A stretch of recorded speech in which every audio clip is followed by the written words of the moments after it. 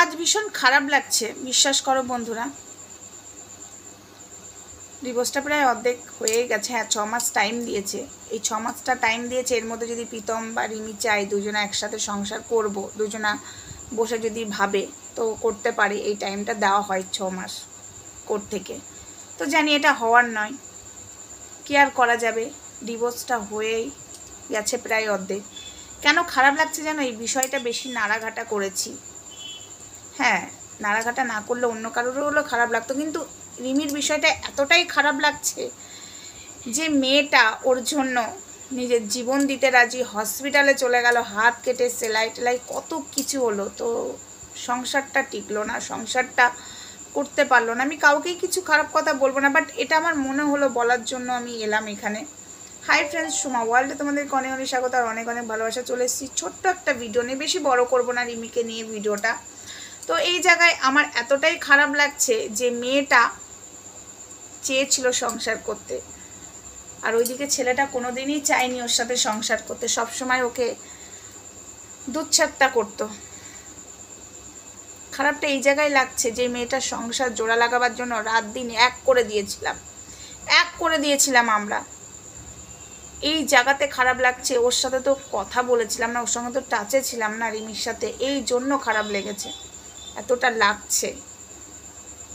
জানি না রিমি আজাতি পেয়ে যাবে, নিজেকে মনে করছে, বাট আমি মনে করছি না রিমি ওর মন থেকে একদম মুছিয়ে দেবে প্রীতমকে। আমি মনে করতে পারছি না, কারণ রিমি আমাকে একটা কথা বলেছিল যে আমাকে যদি কারোর সাথে জোর করে বিয়েও দেয়, ওর বাবা মা যে সময় জোর করছিল, কিন্তু মন পড়ে থাকবে আমার প্রীতমের প্রতি। আমি ওকে ভালোবেসেছিলাম, ভালোবেসে বিয়ে করেছিলাম।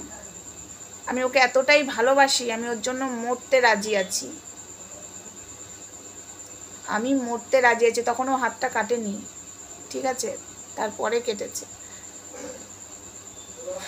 খুব খারাপ লাগছে রিমি প্রীতমের ডিভোর্সটা প্রায় অর্ধেকের মুখে। চলো চলো জীবনটা ভালো করে কাটাক। জানি রিমি ওইখানে গিয়ে ভালো থাকবেও না। হ্যাঁ, খারাপ লাগছে, রিমি এতটাই ভালোবাসতো প্রীতমকে, আর এই সংসারটা জোড়া লাগাবার জন্য অনেক চেষ্টা করেছিলাম আমরা, অনেক চেষ্টা করেছিলাম, অনেক রকম করে পারলাম না।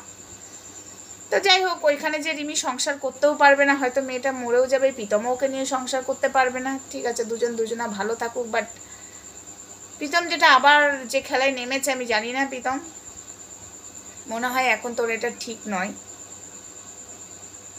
তোর মনের মধ্যে আমি দুঃখ পেলাম না, যেটা রিমির মধ্যে পেলাম। তোর রিমির প্রতি এক ফোঁটা তোর কোনোদিন ভালোবাসা আসেনি, আজকে তাহলে সেই দুঃখর ছাপটা পেতাম। হতেই পারে ডিভোর্স, কিন্তু একটা দুঃখর ছাপ পেলাম না, যেটা রিমির মধ্যে পেলাম চোখে মুখে। চলো, এটুকুই বলার ছিল। খুব খারাপ লাগলো, এই সংসারটা জোড়া লাগাবার জন্য অনেক চেষ্টা করেছিলাম, পারলাম না, সংসারটা ভেঙেই গেল। খুব খারাপ লাগলো। রিমি ভালো থাকিস, একটাই কথা বলবো, তুই তোর মতো জীবন যাপন কাটা, আর এসব বিয়ে থাওয়া দরকার নেই। নিজের পায়ে দাঁড়া, নিজের মতো এগিয়ে চল, তারপরে ভবিষ্যৎ তো ভবিষ্যতের কথা। অবশ্যই বিয়ে থাওয়া তো করতে হবে, জীবন তো বাঁচতে হবে না, অবশ্যই। কিন্তু এখন বলবো তুই তোর মতো থাক বোন, আর প্রীতমকে আমি এটাই বলবো, ভাই নিজের মতো একা থাক, এখন নয় ভবিষ্যৎ তো। নিজের পায়ে এখনো দাঁড়াসনি, ঠিক আছে, এরপরে যদি তৃতীয় নাম্বারটা হয় না, তোকে কিন্তু কুকুর বিড়ালের মতো ছিঁড়ে খাবে সবাই। আমিও কিন্তু ভাই, আমিও ছাড়বো না। তুই যে কথাগুলো বলেছিস উত্তরগুলো পাই টু পাই দেব, একদম বলেছিস না দিশানি রিমিকে নিয়ে, উত্তর দেব। তো যাই হোক, প্রীতমকে নিয়ে বা রিমিকে নিয়ে আর বেশি কিছু বলতে চাই না। চলো ভিডিওটা আপাতত এইটুকুই, নেক্সট ভিডিওতে দেখা হচ্ছে, ততক্ষণ সঙ্গে থেকো, ভালো থেকো, সুস্থ থেকো। ভীষণ খারাপ লাগছে, রিমি খুব ভালোবেসেছিল প্রীতমকে, খুব ভালোবেসেছে। চলো টাটা।